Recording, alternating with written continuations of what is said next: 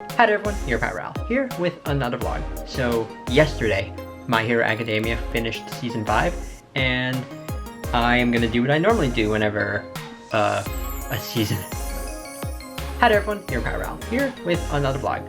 So yesterday, My Hero Academia finished off Season 5, and I have historically done recaps of the previous seasons, and I'm gonna be doing the same here. I'm gonna be doing a recap of Season 5 of My Hero Academia.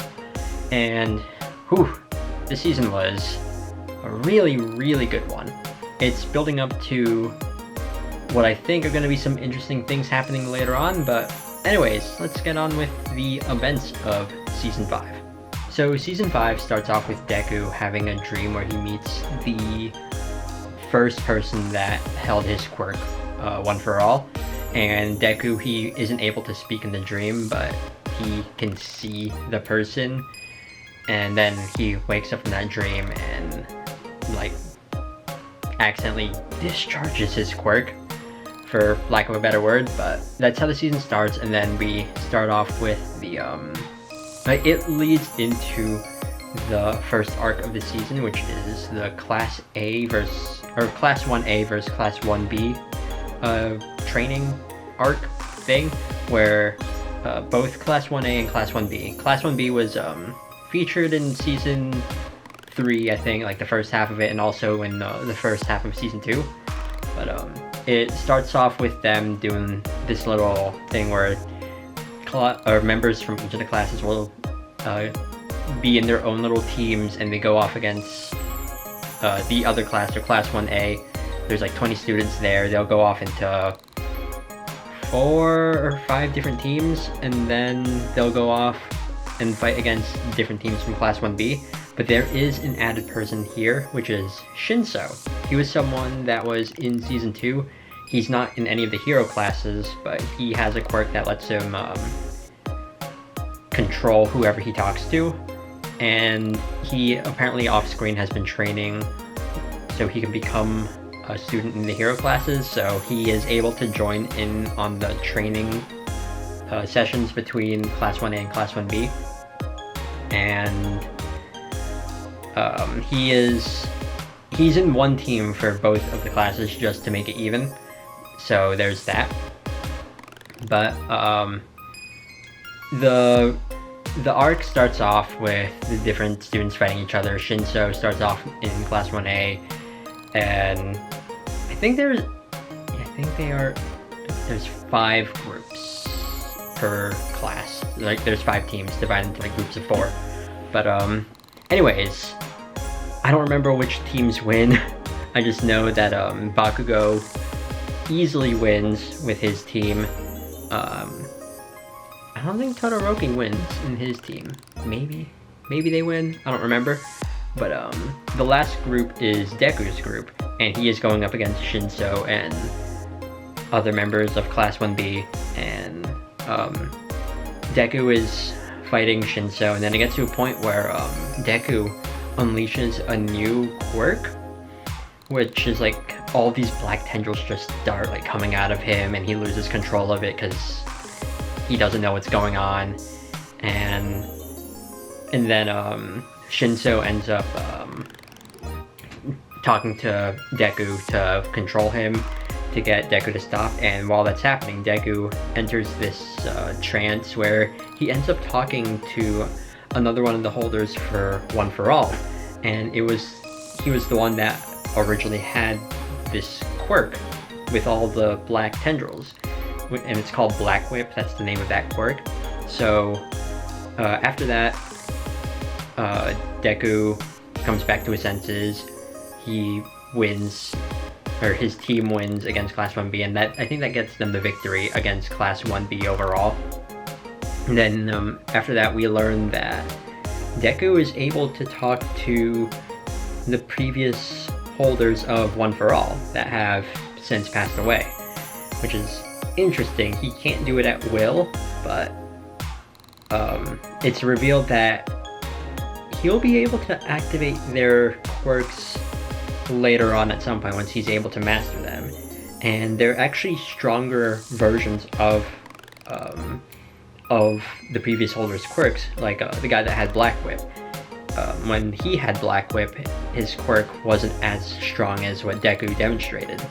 So Deku's One For All quirk is storing everyone else's previous quirks and making them stronger, which is a really, really interesting thing, because it's gonna make Deku really, really overpowered in the future once he's able to master the other quirks. And this is something that All Might never knew about. He never learned how to do any of that stuff, so yeah, Deku is going to be really, really overpowered in the future once he's able to get a handle on this. So after that arc ends, we move on to the work study arc, where the various students in Class 1A, they go off to intern with various heroes, and Deku, Bakugo, and Todoroki, they end up interning for Endeavor, because Endeavor is the new #1 hero, and Deku and Bakugo were able to intern with Endeavor through Todoroki's recommendation, because Todoroki is Endeavor's son. So there's going to be a lot of like focus on Endeavor in this arc, which I actually really, really like, because up until now Endeavor hasn't really been getting much focus until like the end of season 4, but this first half of the season like puts that into focus, which is really, really cool. In the middle of this arc, there's actually a filler episode where we get to see what Uraraka and Froppy are doing under their work study, but yeah, I think that's like 1 or 2 episodes, I don't know.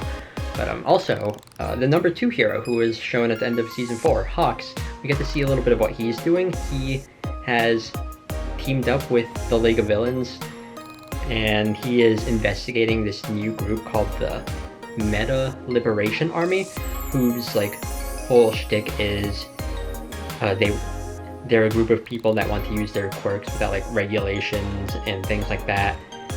And Hawks is like slowly gathering information on them, and he's doing it in like secret, and he like gives a book to Endeavor with like codes written in it that Endeavor has to decipher, which I thought was really, really cool. And then yeah, we get to see a little bit of Endeavor's family. We also get to see like Deku, Bakugo, and Todoroki slowly get better. Like their main goal is to catch a villain before Endeavor does, which they do at the very end of the season, but I'll get into that later. But with Endeavor's family, we get to see what their whole dynamic is like, where Endeavor's family doesn't really like him, except for like one person who's like, Endeavor's trying, and everyone's like, I don't care if he's trying, he was a bad person, which I mean, I guess to be fair, he was, because Endeavor, like, he made Todoroki train, like, to the point where Shoto couldn't really see his family. I guess Endeavor was also emotionally abusive to his wife, and that got to the point where she cracked and then like ended up injuring Shoto, which is why he has the scar and other things like that. So his relationship with his family is not doing so good, but Endeavor is trying, and at the very end of the arc, one of his sons ends up getting kidnapped by a villain, and Endeavor can't really do anything about it. And so Deku, Bakugo, and Todoroki, they end up stopping the villain before Endeavor could, because Endeavor is like frozen in fear that something is going to happen to his son. And then, yeah, they end up catching a villain for him. And the arc ends with Endeavor, in order to help out his family, he decides to build them a new house. But the thing is, he's not going to be living with them, because he feels like it'd be best if he removed himself from his family, which is a little bit sad, but at the same time, he feels like that's what's best for his family to move on from their past. But it's still really sad, but it is nice to see like Endeavor trying his best to make amends. But yeah, that's the end of the work study arc. the next arc of the season is actually a really cool one because it focuses on the League of Villains, and the opening even changes like the title to call it My Villain Academia, which I thought was pretty fun. But this arc, the My Villain Academia arc, starts off with Aizawa and Present Mike, the hero that's like friends with Aizawa. They end up going to interrogate one of the members of the League of Villains that was captured. His name is Kurogiri. Here, he's the one that can like teleport. But we learn here that Kurogiri is essentially a Nomu, one of like the creatures that the League of Villains has, and like the base for his body was actually like a childhood friend of both Aizawa and Present Mike's, which is really sad. We get to see both of them like lose their composure when talking to Kurogiri, and he's like, Kurogiri like at one point almost remembers his past, even though like he's technically supposed to be dead, or like the person that his body is from is dead. I don't remember the Aizawa and Present Mike's friend's name, but that was a really sad episode.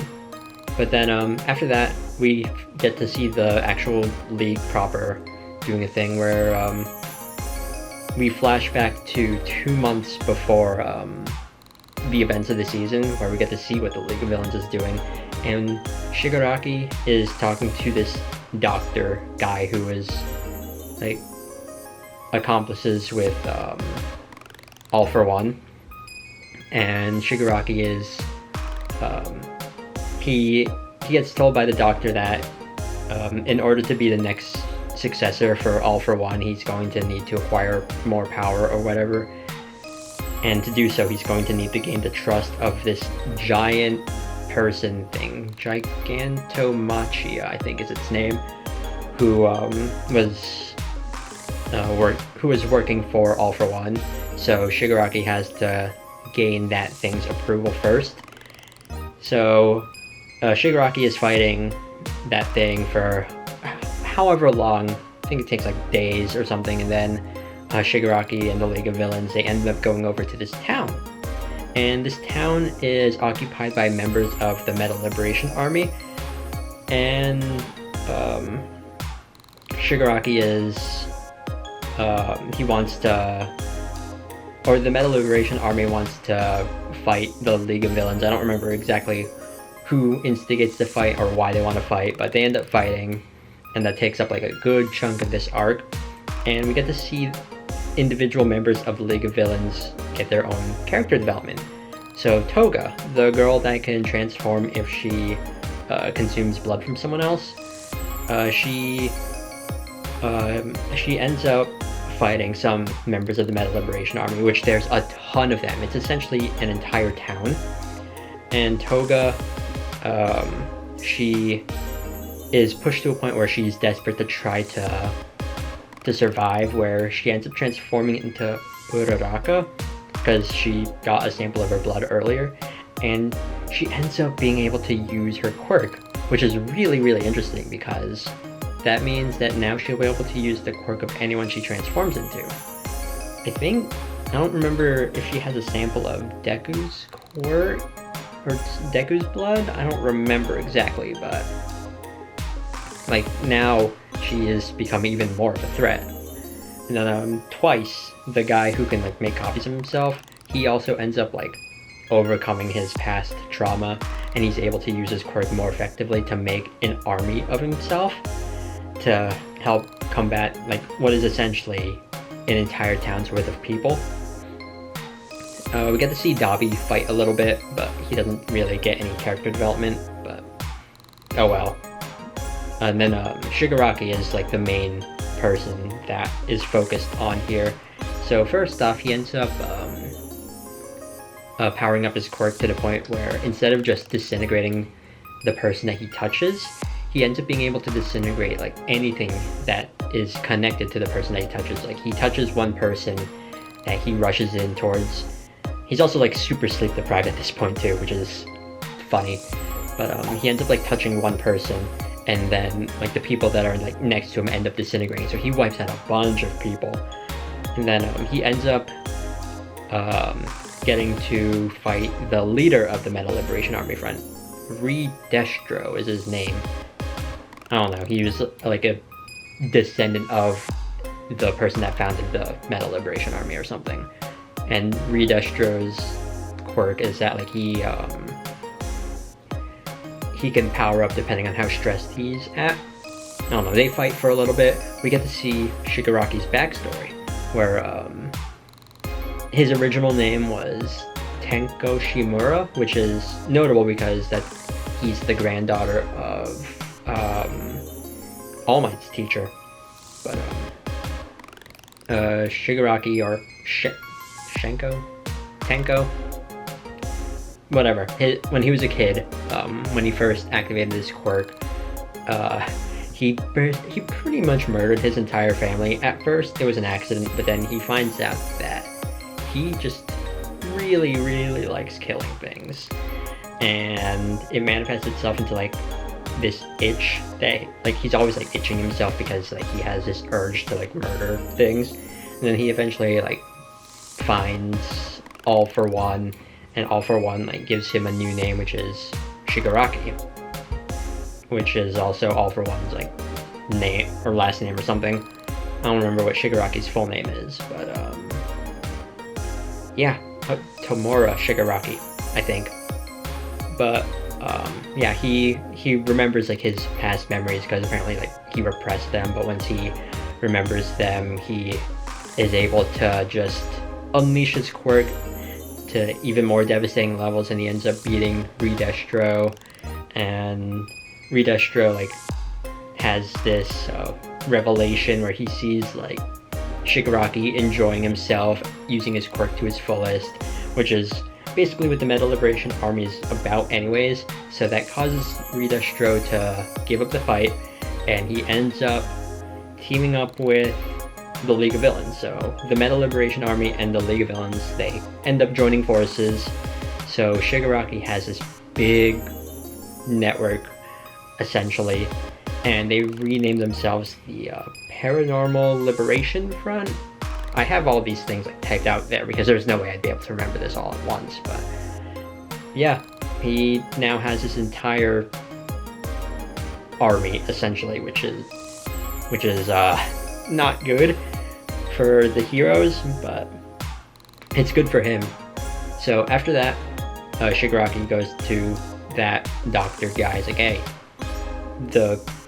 I beat the Metal Liberation Army, and Gigantomachia saw me fight the leader, and he now accepts me. So the doctor's like, cool, you're gonna get a power-up, which his power-up involves like being stuck to like a hospital bed, like being electrocuted with something, I don't know, like for 4 months straight, which there's that. And then it cuts to present day, where the very end of the season is where Deku, he's talking to All Might. Bakugo is there with him for whatever reason, but All Might, he has gathered a little bit of information on some of the previous people that had One for All, and apparently they all died young, which is a little bit sad. But the very last thing he says is that Deku is going to need to master another quirk that's stored in One for All, and the next quirk he's going to be trying to master is Float, which is the quirk that All Might's teacher had. So yeah, apparently Deku's going to be able to float or something. I don't know. They don't really go into detail about what the quirk does.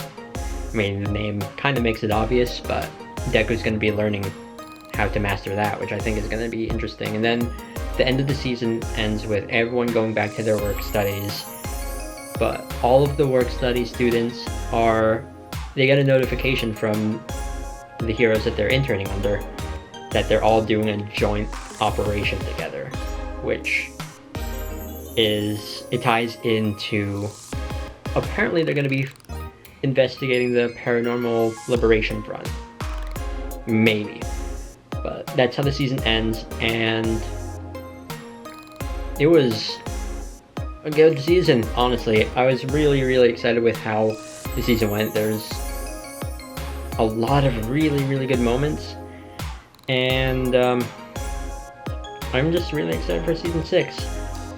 Although I do want to know what happens, so I don't know if I'm just gonna read the manga to catch up first. I have no idea, but I just really want to know what happens because these upcoming arcs are probably gonna be really good. But yeah, the season was, I don't want to say this was my favorite season. I still think season 3 was probably my favorite season, but this one was up there. I really liked the season a lot, and again, I'm looking forward to whenever season 6 comes out. Don't know when it'll come out, but I am looking forward to it. Anyways, if any of you saw season 5, then give me your thoughts on it. Just try not to spoil events from later events in the series, because I know the manga is ahead, so don't spoil anything that the manga has covered past season 5. But yeah, that's gonna be it for this vlog. So felt the bird coming up. But anyways, yeah, that's gonna be it for this vlog. Thank you all so much for watching, and see you all next time for another vlog. Later.